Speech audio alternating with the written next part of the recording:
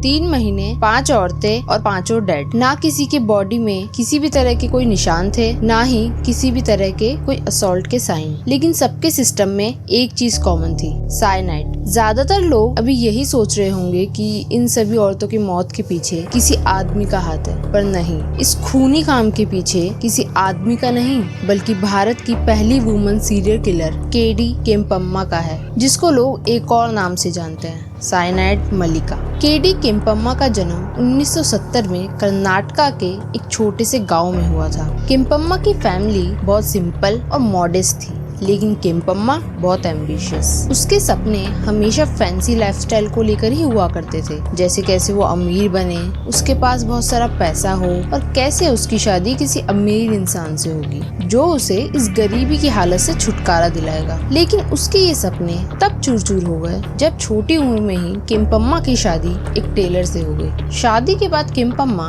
As a house help लोगों के घर में काम करने लगी। उसका पति और वो जितना भी कमाते उससे मुश्किल से ही उनका गुजारा हो पाता था। लेकिन केम्पम्मा अपनी इस जिंदगी से खुश नहीं थी।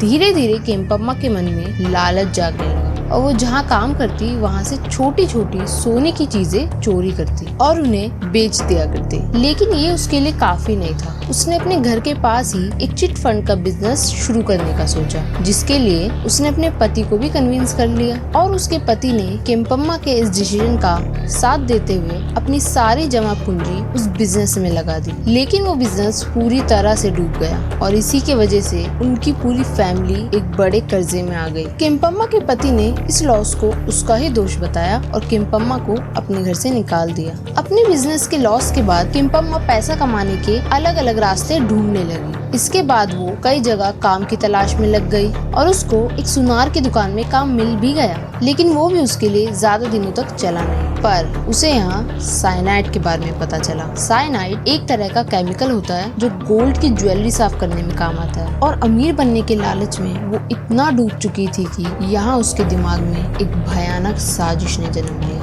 उसने मूवीज वगैरह में साइनाइड के बारे में देखा था कि कैसे उसे एक पॉइजन की तरह यूज किया जा सकता है। तो इसी तरह केम्पम्मा को जल्द से जल्द अमीर बनने का अपना वन वे टिकट दिखने लगा। तो अब शुरू होता है केम्पम्मा का मास्टर प्लान। तो केम्पम्मा रोज मंदिर जाया करती थी और पूरे ध्यान से वहाँ आने वाले लोगों को ऑब्जर्व करती और उनके रूटीन को नोटिस करती कि कैसे लोग आ रहे हैं, कितने लोग रेगुलर हैं और अपनी किन परेशानियों के लिए आ रहे हैं। केम्पम्मा उन पर नजर रखती और सही टाइम आने पर वहाँ आने वाली औरतों को अप्रोच करती, क्योंकि केम्पम्मा पहले से ही जानती थी कि उनकी क्या परेशानियां हैं और उन्हें किस चीज की जरूरत है। तो उनके इसी डेस्परेशन का वो फायदा उठाती। केम्पम्मा उनसे एक मंडला पूजा करने को कहती, जिससे उनकी सारी प्रॉब्लम सॉल्व हो जाएगी। और क्योंकि वो लोग काफी डेस्परेट थे तो वो इसके लिए आसानी से मान भी जाते थे। तो केम्पम्मा उन्हें दूर किसी सुनसान मंदिर में इनवाइट करती जहाँ आसपास कोई ना हो और इस सो कॉल्ड पूजा के लिए उन्हें कुछ इंस्ट्रक्शंस देती,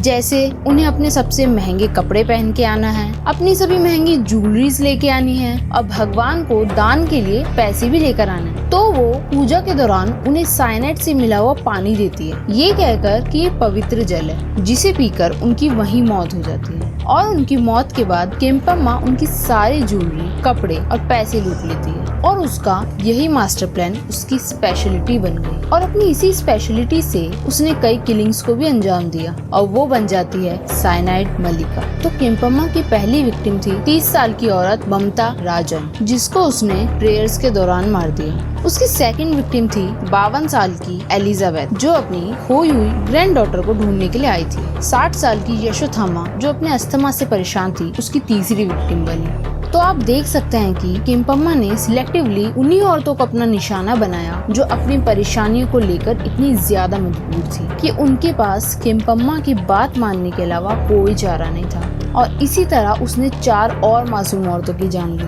तो केम्पम्मा बिना किसी डर के 7 मर्डर्स को अंजाम दे देती है, लेकिन उसका आखिरी मर्डर उसकी डिमाइस का कारण बनता है। साइनाइड मल्लिका की आखिरी विक्टिम थी 22 साल की रेणुका। उसका पति दुबई में काम करता था और वो अपनी बहन मानी के घर रहा करती थी। मानी उसी घर में काम करती थी जहाँ केम्पम्मा एज अ कुक काम किया करती थी और इसी वजह से केम्पम्मा उनके घर काफी आना जाना किया करती और इसी तरह उसकी दोस्ती मांगती है रेणुका से। तो यहाँ केम्पम्मा उसे बताती है कि वो एक स्पेशल पूजा करेगी जिससे उसको एक लड़का पैदा हुआ, और रेणुका उसकी बात मान के उसके साथ चली जाती है। कुछ दिनों के बाद रेणुका जब घर से मिसिंग रहती है तब उसका पति दुबई से वापस लौटकर उसकी मिसिंग कंप्लेंट पुलिस से करता है। पुलिस के घर वालों से पूछताछ के बाद उनको केम्पम्मा के बारे में पता चलता है और कैसे वो रेणुका को एक पूजा के बहाने एक मंदिर में ले गई थी।